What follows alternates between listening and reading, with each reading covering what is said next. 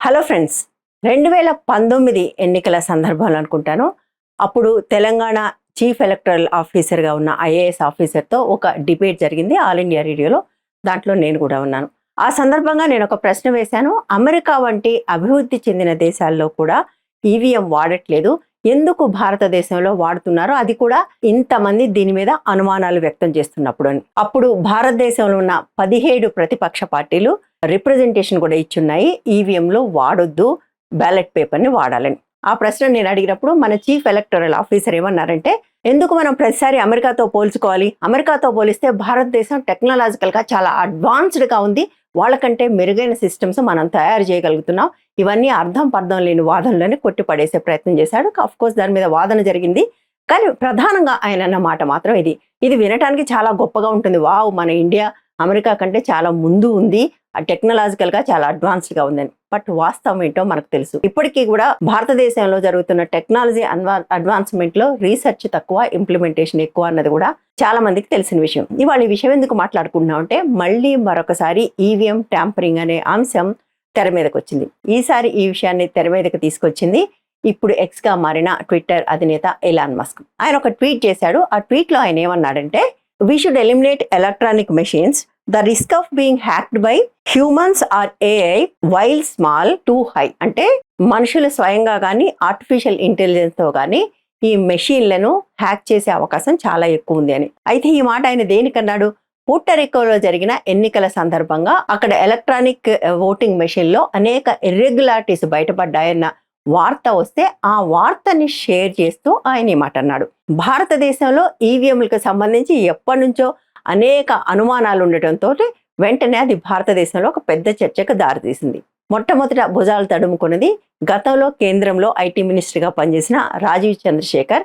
ఆయన భారతీయ జనతా పార్టీ నాయకుడు. ఆయన వెంటనే ఈవీఎంలన్నీ హ్యాక్ చేయొచ్చు అనటం సరికాదు, భారతదేశంలో అట్లా చేసే అవకాశం లేదు, కావాలంటే నేను డెమాన్స్ట్రేట్ చేస్తానని కూడా కౌంటర్గా మాట్లాడారు. వెంటనే రాహుల్ గాంధీ కూడా ఇందులోకి దిగి భారతదేశంలో ఈవీఎంలు బ్లాక్ బాక్స్ లాంటివి, వాటిని స్క్రూటినైజ్ చేసే అవకాశం భారత ప్రభుత్వం ప్రజలకు ఇవ్వట్లేదు, ఇస్తే వాస్తవాలు బయటపడతాయి అంటూ ముంబై ఈస్ట్ కాన్స్టిట్యున్సీలో జరిగిన ఒక వివాదాన్ని తీసుకొచ్చాడు. దానికి సంబంధించిన పూర్తి వివరాలు కావాలంటే లెక్క తప్పిన ఓట్లు అంటూ మనం చేసిన వీడియోలో ఉన్నాయి, చూడండి. అక్కడ జరిగింది ఏంటంటే, అక్కడ పడిన ఓట్లకు లెక్కబెట్టిన ఓట్లకు మధ్య వ్యత్యాసం ఉండటమే కాకుండా గెలిచిన అభ్యర్థి కేవలం 48 ఓట్ల ఆధిక్యంతో గెలవటం ఒకటైతే, అక్కడ కౌంటింగ్ జరుగుతున్నప్పుడు ఎమ్మెల్యేగా గెలిచిన వ్యక్తి బావమరిది లోపలికి మొబైల్ ఫోన్ తీసుకొచ్చాడు, మొబైల్ ఫోన్ తోటి ఈ ఈవీఎంని హ్యాక్ చేశారు అనేది అక్కడ ఆరోపణ.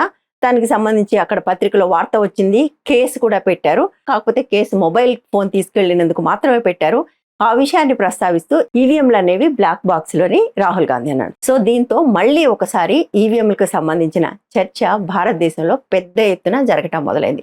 అయితే ఈ చర్చ ఇంతకుముందే చెప్పినట్టుగా ఇప్పుడు కాదు, గత 10-15 సంవత్సరాలుగా జరుగుతుంది. నిజం చెప్పాలంటే ఈవీఎంలు పెట్టినప్పటి నుంచి ఈ చర్చ జరుగుతుంది. 2009లో పూర్తి స్థాయిలో ఈవీఎంల వాడకం జరిగింది. అప్పుడు యూపీఏ గవర్నమెంట్ అధికారంలోకి రావడంతో అప్పుడు భారతీయ జనతా పార్టీ నాయకుడు ఎల్కే అద్వానీ దాన్ని తీవ్రంగా విమర్శించారు కూడా. ఈ ఈవీఎంలు వాడి ఎలక్షన్లు జరపకూడదు, వీటి మీద నాకు అనుమానాలు ఉన్నాయి, మనం బ్యాలెట్ పేపర్కే వెళ్ళాలి. బట్ అప్పటి నుంచి దాని మీద అనేక వివాదాలు వస్తున్నాయి. అనేక మంది ఈవీఎంను హ్యాక్ చేయటం సాధ్యమే అని చాలాసార్లు చాలా మంది చేసి కూడా చూపించారు. 2019 ఎన్నికల ముందు దీని మీద విపరీతమైన అనుమానాలు వచ్చాయి, రిజల్ట్స్ తర్వాత కూడా వచ్చాయి. 2024 ఎన్నికల ముందు కూడా ఈ రకమైన అనుమానాలు వ్యక్తమయ్యాయి. ఢిల్లీలో దీనికి సంబంధించి చాలా పెద్ద ఉద్యమమే జరిగింది. ముఖ్యంగా అక్కడ ఒక లాయర్స్ గ్రూప్ దీనికి వ్యతిరేకంగా చాలా స్ట్రాంగ్ గా పనిచేస్తున్నారు. వాళ్ళు మాకు ఈవీఎంలు ఇస్తే అవి ఎట్లా హ్యాక్ చేయడం సాధ్యమవుతుందో మేము చేసి చూపిస్తామని కూడా అడుగుతున్నారు. బట్ ఈసీ ఏమాత్రం లొంగట్లేదు, ఎందుకంటే ఈసీ గురించి కూడా మనకు తెలుసు. ఈసీ ఎన్నిక ఎట్లా జరిగింది, సుప్రీంకోర్టును పక్కన పెట్టేసి తమకు కావలసిన వాళ్ళని ఎట్లా కేంద్రంలో అధికారంలో ఉన్న పార్టీ ఎలక్షన్ కమిషనర్లుగా వేసుకుంది అన్న విషయం మనకు తెలిసి, మొత్తంగా వచ్చిన అనేక అనుమానాలను ఇప్పటి వరకు ఈసీ నివృత్తి చేసే ప్రయత్నం కూడా ఏమి చేయలేదు. ఈవీఎంల విషయం వచ్చిన ప్రతిసారి కూడా ఎలక్షన్ కమిషన్ చెప్తున్న మాట ఒకే ఒకటి, ఇది అమెరికాలోనూ ఇంకెక్కడో సాధ్యం అవుతుంది కానీ భారతదేశంలో సాధ్యం కాదు, ఎందుకంటే అక్కడ అవి ఇంటర్నెట్తో కనెక్ట్ అయి ఉంటాయి, ఇక్కడ మాత్రం ఇవి స్టాండ్ అలోన్ మెషిన్స్ కాబట్టి చేయటం సాధ్యం కాదని.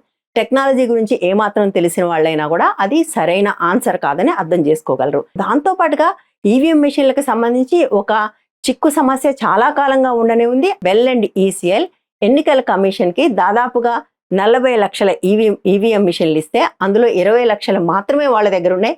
మిగిలిన 20 లక్షలు అంటే దాదాపుగా సగం ఈవీఎంలు ఏమయ్యాయో ఇప్పటికీ లెక్క తెలియని ఒక పరిస్థితి ఉంది. 2019లో దీనికి సంబంధించి ఫ్రంట్ లైన్ చాలా వివరమైన ఆర్టికల్ రాసింది. అది కూడా ఒక ఆర్టీఐ యాక్టివిస్ట్ తవ్వి తీసిన వివరాల ఆధారంగా. ఆర్టీఐ యాక్టివిస్ట్ ఏం చేశాడు, ఆయన ఎలక్షన్ కమిషన్కి మీరు ఎన్ని కొన్నారు అని ఆయన వాళ్ళని ఒక క్వశ్చన్ అడిగారు. ఆ తర్వాత వీళ్ళని మీరు ఎన్ని అమ్మారు అని అడిగారు. ఈ కొన్న వాటికి అమ్మిన వాటికి మధ్యలో దాదాపుగా సగం తేడా ఉంది.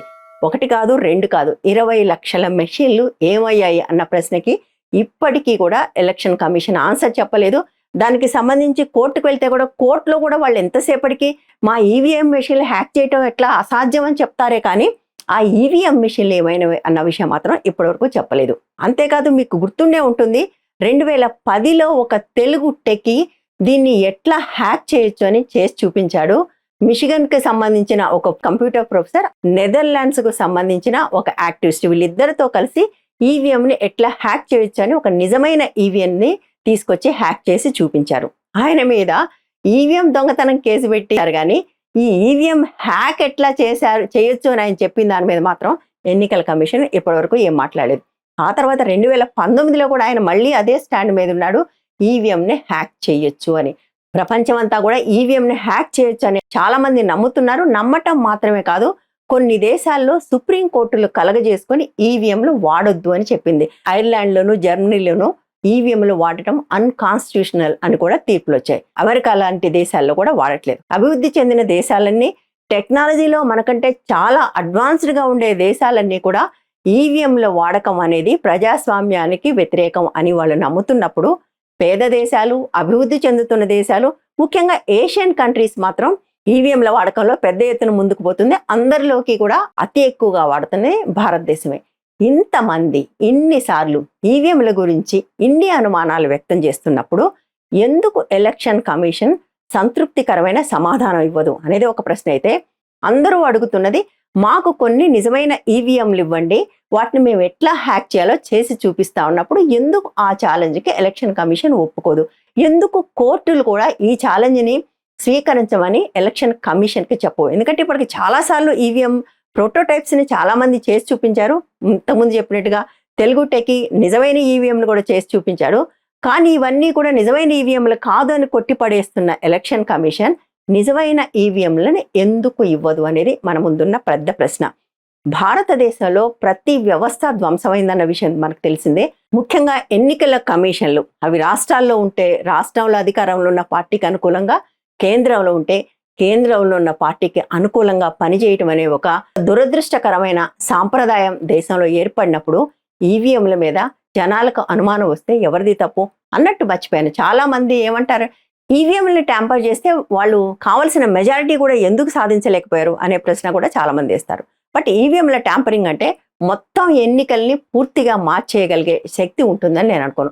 ఎక్కడైతే సెన్సిటివ్గా ఉంటుందో, ఎక్కడైతే కొద్ది మెజారిటీతో ఓడిపోతాం అనుకుంటారో, ఎక్కడైతే వాళ్ళకి అవకాశం ఉంటుందో ఇలాంటి చోట్ల మాత్రమే ట్యాంపరింగ్ జరిగే అవకాశం ఉంది. మన ఛానల్లోనే ఒక ఇంటర్వ్యూలో పరకాల ప్రభాకర్ గారు చెప్పినట్టుగా 10-20 వేలో మాత్రమే వాళ్ళు ట్యాంపరింగ్ చేయగలరు ప్రతి చోట. అంతకంటే ఎక్కువ వ్యతిరేకమైన ఓట్లు పడినప్పుడు ఆ రిజల్ట్ వాళ్ళకు అనుకూలంగా వచ్చే అవకాశం ఉండదు అనేది ఒకటైతే, ఇట్లా ఓట్ల లెక్కలు తప్పిన చాలా నియోజకవర్గాలు భారతీయ జనతా పార్టీ రూల్ చేస్తున్న స్టేట్స్లోనే ఉండటము, లెక్క తప్పిన చోట గెలిచిన వాళ్ళందరూ కూడా భారతీయ జనతా పార్టీ లేదా దాని అలయన్స్ పార్టీల వాళ్ళు అయి ఉండటం కూడా కేవలం కాకతాళీయం అని మనం అనుకోగలమా? సో ఈ నేపథ్యంలో ప్రపంచం అంతా కూడా ఈవీఎంలకు సంబంధించి అనేక అనుమానాలు వస్తున్నాయి. తాజాగా పోర్టరికో ఎలక్షన్స్లో కూడా ఇదే బయటపడింది. అనేక ఇర్రెగ్యులారిటీస్ జరిగాయని. భారతదేశంలో పడే అవకాశం లేదు, ఎందుకంటే ఇక్కడ అన్ని వ్యవస్థలు కూడా ప్రభుత్వాల చేతుల్లో ఉన్నాయి. నిష్పక్షపాతంగా పనిచేయాల్సిన అనేక రాజ్యాంగ వ్యవస్థలు భారతదేశంలో ఇప్పుడు అట్లా పని చేయటం లేదు అన్నది మనకు తెలుసు. దట్ ఇంక్లూడ్స్ ఎన్నికల కమిషన్. ఈ నేపథ్యంలో భారతదేశంలో కూడా ఈవీఎం ట్యాంపరింగ్ జరిగి ఉండొచ్చు అనే అనుమానాలు ప్రజలకు వస్తే అది ప్రజల తప్పు కాదు. అది నివృత్తి చేయని, ఛాలెంజెస్ అంగీకరించని నిష్పక్షపాతంగా పనిచేయడానికి ప్రయత్నించని వాళ్ళది మాత్రమే తప్పవుతుందని మనం అర్థం చేసుకోవాలి.